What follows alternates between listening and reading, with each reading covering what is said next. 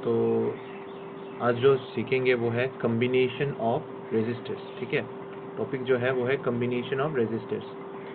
तो मतलब रेजिस्टर्स को कैसे हम लोग कंबाइन कर सकते हैं। ठीक है, तुम लोग ने देखा होगा किसी भी सर्किट बोर्ड में, ठीक है, इलेक्ट्रॉनिक कंपोनेंट्स जो होते हैं उसमें से देखो ऐसा सर्किट बोर्ड होता है ना ग्रीन कलर का, कभी ना कभी तो देखा होगा ऐसा। इसमें जो ये छोटे छोटे जो सिलिंड्रिकल टाइप्स के जो है ना, ये इन सबको कहा जाता है रेजिस्टर्स। ठीक है, तो ये रेजिस्टर, बाकी कंपोनेंट्स भी है, धीरे धीरे सब के बारे में जानेंगे। फिलहाल अभी तुम्हारे कोर्स में इन सब के बारे में है। अगर तुम लोग बाकी के बारे में जानना चाहते हो तो मैं थोड़ा बता देता हूँ। जैसे ये बहुत सारे पिन वाले जो होते हैं ना, ये तुम्हारे प्रोसेसर्स हो सकते हैं। ठीक है, और ये सब जो है रेक्टेंगुलर जो है ये आईसी होता है, इंटीग्रेटेड सर्किट। ये अलग अलग होता है, काम के हिसाब से इन लोग को अलग अलग तरीके से डिज़ाइन किया जाता है। ये जो तुम्हारा 7 पिन का है ये मोस्ट प्रोबेबली तुम्हारा लॉजिक गेट होता है ये। ठीक है, हो भी सकता है, नहीं हो भी सकता है, यहाँ पे नंबर लिखा होता है उसके हिसाब से होता है। ठीक है, ये छोटे छोटे जो ब्लू कलर के हैं ये कैपेसिटर्स है, जैसे C3 लिखा हुआ है। ठीक है, ये वाले येलो ऑरेंज वाले जो है ये भी कैपेसिटर्स है। ठीक है, तो हम लोग आज जो पढ़ने वाले हैं वो ये सिलिंड्रिकल शेप्स वाले जो है इन सब के बारे में, रेजिस्टर्स के बारे में पढ़ने वाले हैं। ठीक है, तो रेजिस्टर्स होता क्या है। A resistor is an electrical component that limits और regulates the flow of electrical current in an electronic circuit. ठीक है, जब तुम किसी सर्किट को बैटरी के साथ या फिर मेन लाइन के साथ किसी भी एक पावर सोर्स के साथ जब तुम कनेक्ट करते हो तो उसका एक वोल्टेज होता है। जैसे होता है 12 वोल्ट का बैटरी, 6 वोल्ट का बैटरी, 3 वोल्ट का बैटरी, तो बहुत सारे टाइप्स के वोल्टेज होते हैं। लेकिन कुछ ऐसे कंपोनेंट्स होते हैं जैसे तुम्हारा एलईडी हो गया, छोटे छोटे लाइट्स हो गए, मोटर हो गया। ठीक है, इन लोग का जो पावर करंट मतलब पावर कंजम्पशन जो है ना वो अलग अलग होता है। पावर कंजम्पशन मतलब वो लोग सेम मात्रा में करंट नहीं खींचते। जैसे एलईडी हो गया, वो बहुत कम उसको करंट चाहिए होता है, अगर तुम उसको ज़्यादा वोल्टेज दे दोगे तो वो जल सकता है। ठीक है, और किसी किसी में अगर तुम कम वोल्टेज दोगे तो वो काम भी नहीं करेगा। ठीक है ना, तो जब हम लोग ज़्यादा वोल्टेज पे छोटे छोटे चीज़ों को चलाते हैं, जैसे एलईडी रह गया, ठीक है, मोस्ट कॉमन जो है वो एलईडी होता है। ठीक है, ऐसे आईसीज जो होता है इनमें भी रेजिस्टर लगाना पड़ता है। ठीक है, तो करंट को लिमिट करने के लिए, ठीक है, धीरे धीरे करंट को भेजने के लिए हम लोग क्या यूज़ करते हैं, रेजिस्टर्स। ठीक है, ये सब जो रेजिस्टर्स है, ये देखो, ये एक एक रेजिस्टर एक एक पिन में लगा हुआ है, यानी हर पिन में वो करंट लिमिट कर रहा है। तो रेजिस्टर्स जो होता है वो सर्किट में तभी डाला जाता है जब हमें करंट को कमाना होता है, करंट को। ठीक है, इट लिमिट्स और regulates the flow of electrical current.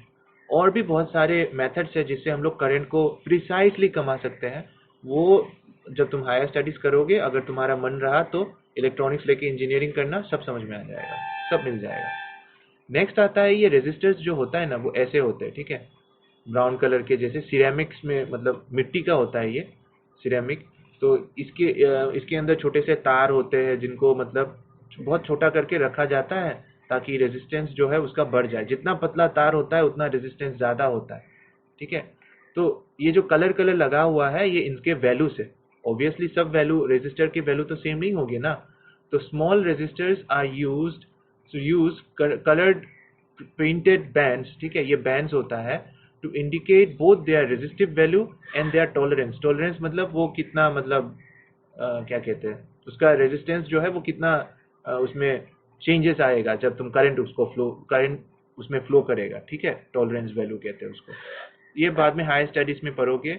With the physical size of the resistor indicating its wattage rating. ठीक है, जितना बड़ा रेजिस्टर होगा उतना वो करंट रोक पाएगा। मतलब ठीक है, क्या होता है कि जब तुम करंट को रोकते हो ना तो वो गर्म हो जाता है और रेजिस्टर जल भी सकता है।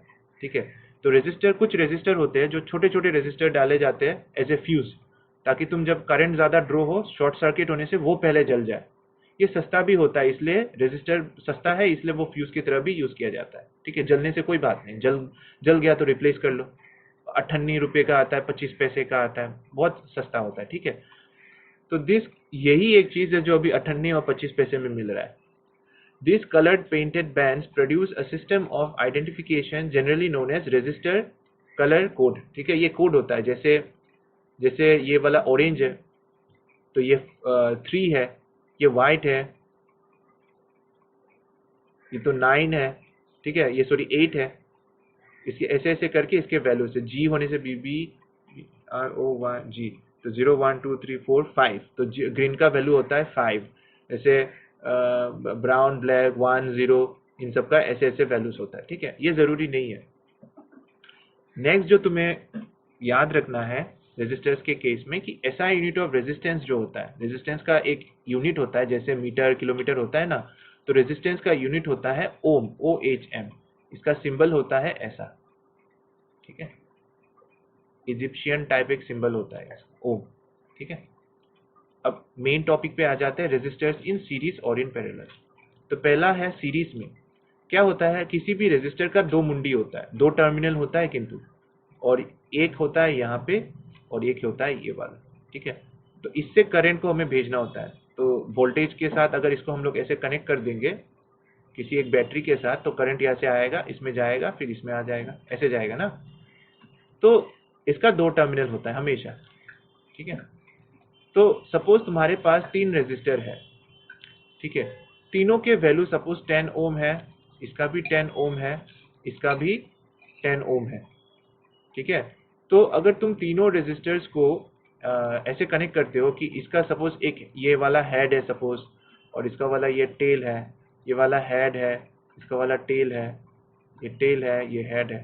तो एक का हेड दूसरे के टेल के साथ जब तुम कनेक्ट करते हो, और दूसरे का हेड एक और के टेल के साथ कनेक्ट करते हो, तब बोला जाता है कि तुमने रेजिस्टर्स को सीरीज में कनेक्ट किया है, ठीक है। अब ये कॉम्बिनेशन ऑफ रेजिस्टर्स पढ़ना ही क्यों है, क्योंकि अगर तुम रेजिस्टर्स को सीरीज में कनेक्ट करते हो तो 3 रेजिस्टर हो गया ना।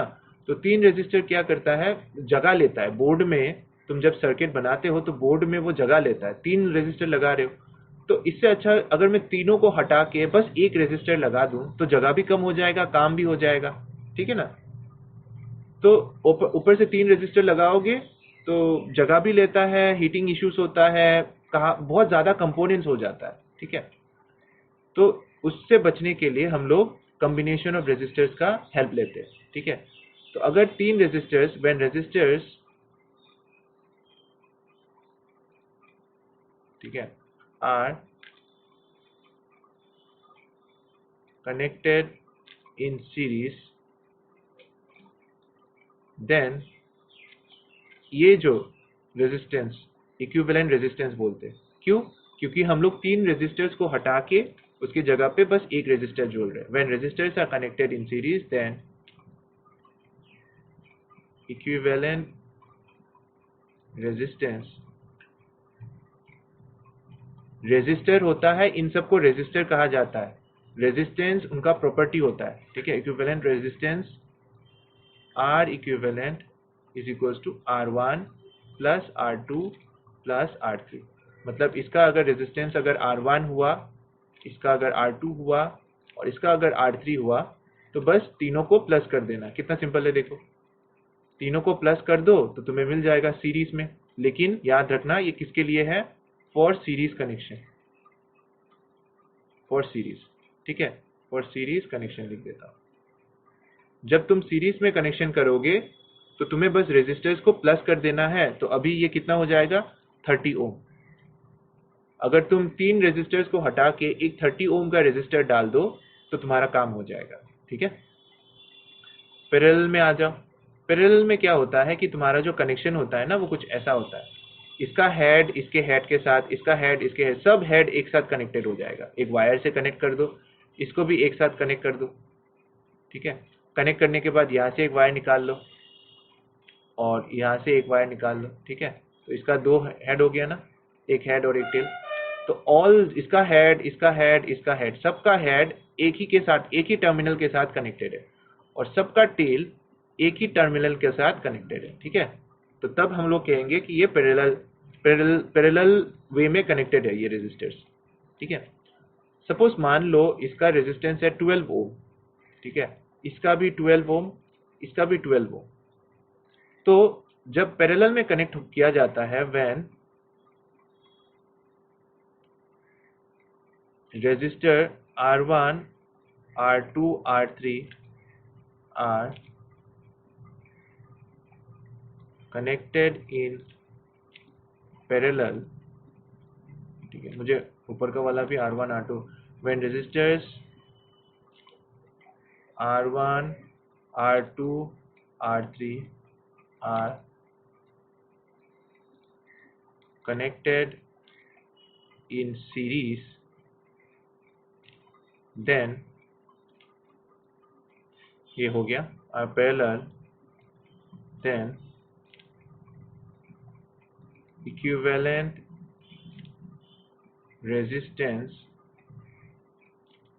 R equivalent क्या होगा, ऐसे नहीं लिखेंगे, 1/R equivalent होता है। इसका जो फॉर्मूला है 1/R equivalent bye 1/R1 plus 1/R2 plus 1/R3, यानी रेसिप्रोकल करके एडिशन करना है। ठीक है, कब करना है ऐसा, जब connection in when connected parallel connection के लिए। ठीक है, तो इसका जब हम लोग एग्जाम्पल का जब हम लोग करेंगे तो कैसा होगा, 1/R equivalent is equal to 1/12 plus 1/12 plus 1/12, तो ये हो जाएगा 3/12, तो ये हो जाएगा 1/4। तो R equivalent कितना हो गया, पलट दो, मतलब हमें यहाँ से क्या मिला, हमें यहाँ से मिला 1/R equivalent इक्वल्स टू 1/4 मिला। ठीक है ना, तो यहाँ से क्या मिल जाएगा, R equivalent इक्वल्स टू 4 ओम। ठीक है, यानी ये इसका जो रेजिस्टेंस है ये 4 ओम हो जाता है। अब दोनों में से कुछ चीज नोटिस करो तुम लोग, यहाँ पे तुम लोग देख सकते हो जब रेजिस्टर्स सीरीज में कनेक्ट किया जाता है तो तुम्हारा जो R इक्विवेलेंट है ना, ये इन लोगों से बढ़ जाता है। इसका मतलब resistance increases in series connection. जब तुम रेजिस्टर्स को सीरीज में कनेक्ट करते हो तो रेजिस्टेंस इंक्रीज होता है, और पैरेलल में देख ही सकते हो पैरेलल में क्या हुआ है, डिक्रीज हुआ है। 12 ओम था, 12 ओम रेजिस्टर्स को तुमने जोड़ा है 3, लेकिन इन 3 रेजिस्टर्स का इफेक्ट क्या हुआ है, 4 ओम वाले का। मतलब तीनों को हटा के अगर एक 4 ओम का छोटा सा एक 4 ओम का रेजिस्टर लगा दोगे, वो सेम इफेक्ट क्रिएट करेगा। सेम इफेक्ट मतलब सेम करंट फ्लो करने को देगा 3 रेजिस्टर्स को हटा के। फायदेमंद है ना, 3 रेजिस्टर का काम एक कर रहा है। ठीक है, तो यहाँ पे लिख लेते हैं रेजिस्टेंस डिक्रीजेस, ठीक है, व्हेन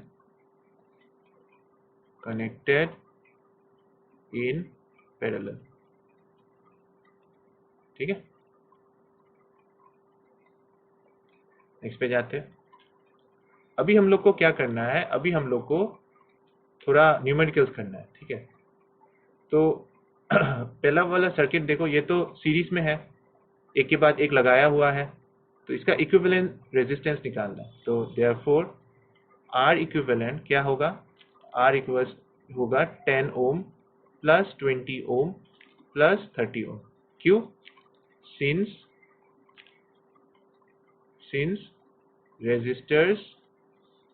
रेजिस्टेंस नहीं होगा, resistors are connected in series.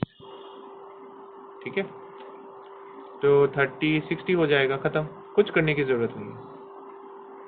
हाँ, तुम लिख सकते हो R1 R2 करके, तुम्हारा मर्जी है वो। नेक्स्ट पे आ जाओ, नेक्स्ट का वाला देखो, ये भी ऐसे किया हुआ है। ठीक है, लेकिन ये भी तो देखो सीरीज में है, एक लंबा लाइन जैसा है।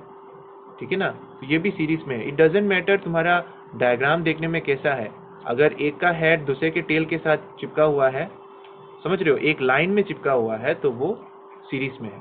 तो इसका भी सिंपल हो गया, इसका R इक्विवेलेंट कितना हो जाएगा, R equivalent equals to 3 ohm plus 3 ohm plus 3 ohm, तो ये हो जाएगा 9 ओम। तुम देख सकते हो रेजिस्टेंस इंक्रीज हो रहा है। तीसरे वाले का, ये वाला भी कैसा होगा, R इक्विवेलेंट इक्वल्स टू, सब सीरीज में होगा ना, 1 2 3 4 5 6, तुम 6 इंटू 10 डायरेक्ट कर सकते हो, 60 ओम। ठीक है, इजी हो गया, एक बार में काम खत्म। अब इस पे आ जाओ, ये थोड़ा जबरा है, क्यों, अब देखो, तुम्हें निकालना था, क्वेश्चन पढ़ो, क्वेश्चन में पूछा गया था find the equivalent resistance between A and B. A और बी के बीच में इक्विवेलेंट, यानी ए और बी से जब करंट जाएगा तो किन किन रेजिस्टर के थ्रू होके जाएगा, ऐसे जाएगा ना, इसका तो एक ही रास्ता है, तो ऐसे ही जाना पड़ेगा। ऊपर वाले का देख लो, इसका कैसे जाना पड़ेगा, एक ही लाइन में जा रहा है, तो सब सीरीज है ना, देखो सबका देख लो, ये वाला तो पूरा सीधा ही जा रहा है, तो ये सब तो सीरीज ही है।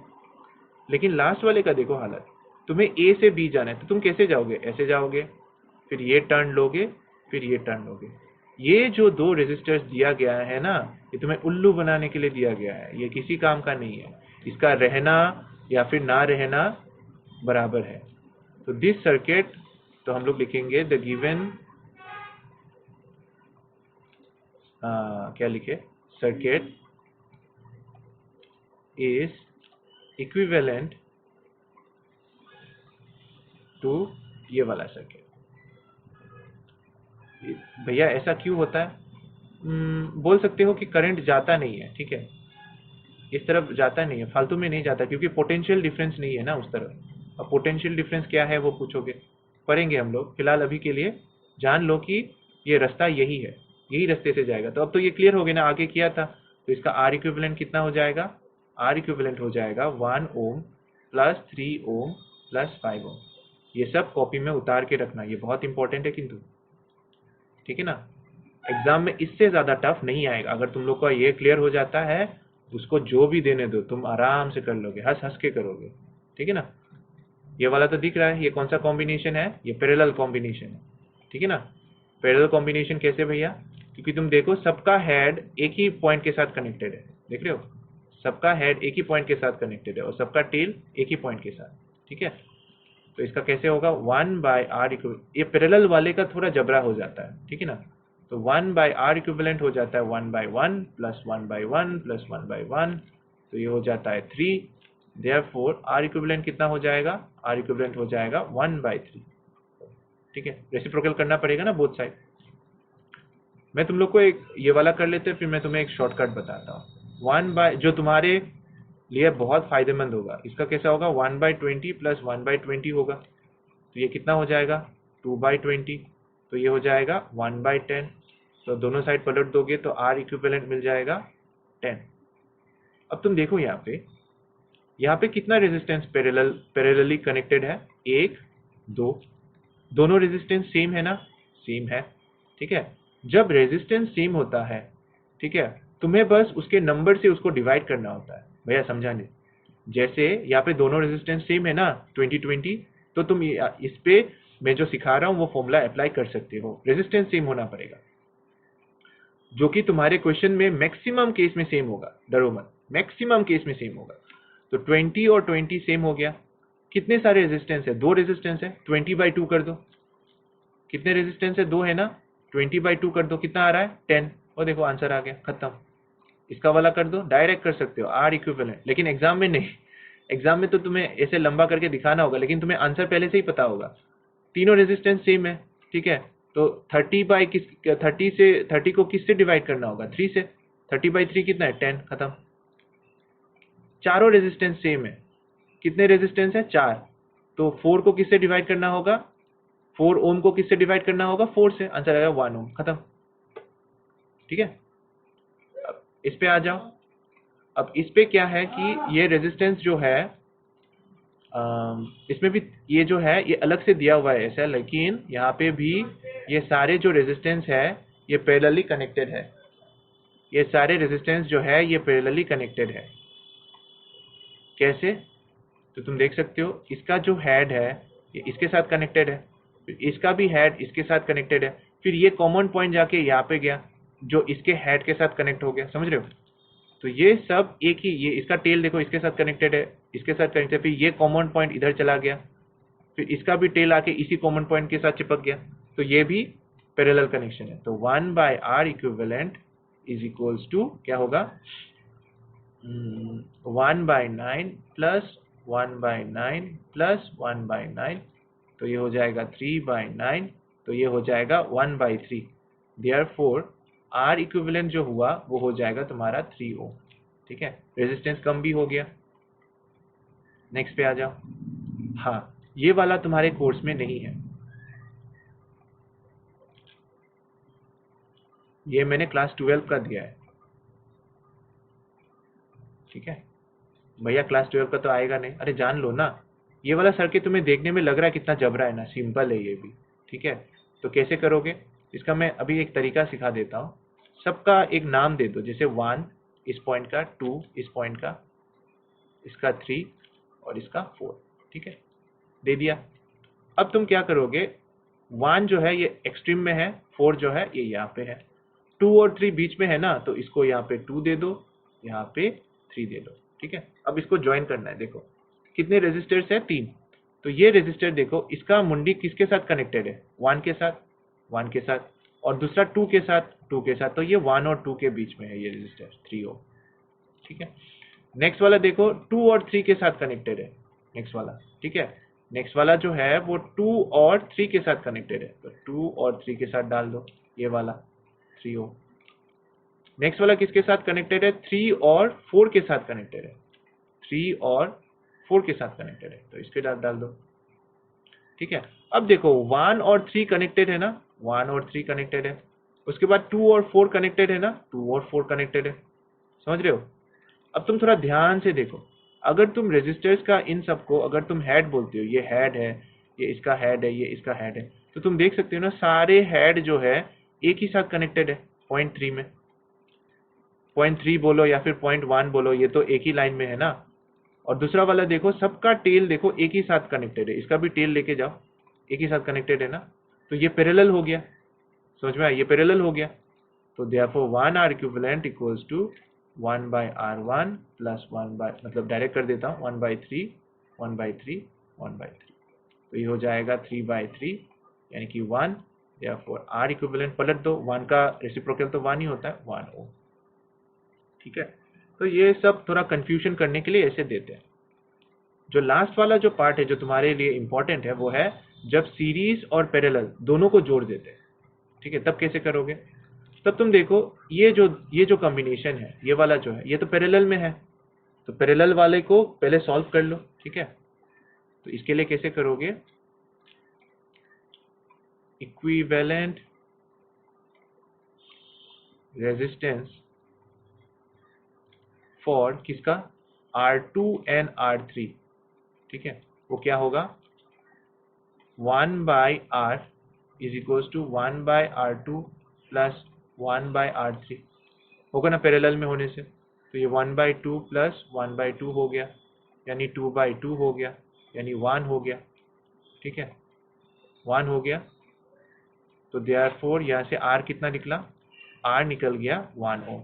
इसका मतलब क्या हुआ, यानी मैं इस कॉम्बिनेशन को, ये जो येलो कलर जो कॉम्बिनेशन है, इसको हटा के ये वाला कॉम्बिनेशन लगा सकता हूँ। यहाँ पे R होगा 1 ओम और यहाँ पे R1 तो है ही, इसको छुआ नहीं मैंने R1 को, ये A है और ये B है। अब देखो ये क्या कॉम्बिनेशन हो गया, सीरीज वाला हो गया।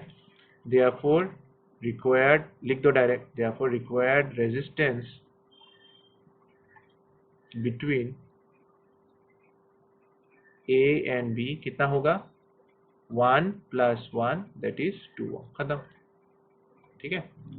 ऐसे करके करना है। इस वाले में आ जाओ, इस वाले में भी देख सकते हो ये दो पैरेलल है, ये वाला एक पैरेलल और ये वाला एक पैरेलल, तो इन दोनों का अलग अलग कर दो, एक कर दो क्योंकि दोनों सेम ही है, 2 ओम 2 ओम 2 ओम 2 ओम है, एक का कर दो तो मिल जाएगा।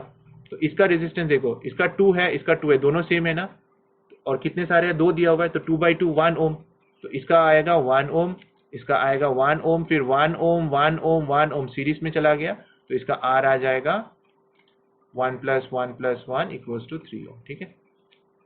तो तुम इसको इलाबोरेट भी करना, ठीक है, डू दिस प्रॉब्लम में, मैं कॉपी में देखूंगा तुम लोग का इलाबोरेटली, ठीक है, ठीक से ऊपर का वाला देख के कर लेना ये वाला, ठीक है।